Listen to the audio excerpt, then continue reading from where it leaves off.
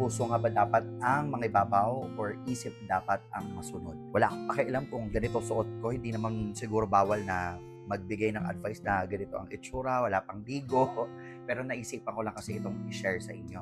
So kung kayo nagkakaroon kayo ng dilema, kung puso nga ba ang dapat sundin or isip, I think walang tamang sagot.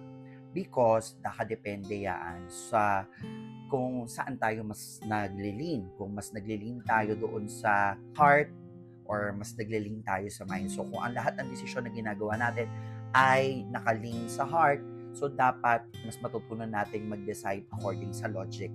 So ganun din naman if you're more logical, kailangan nating matutunang maging heart person or matutunan natin bumaba doon sa emosyon.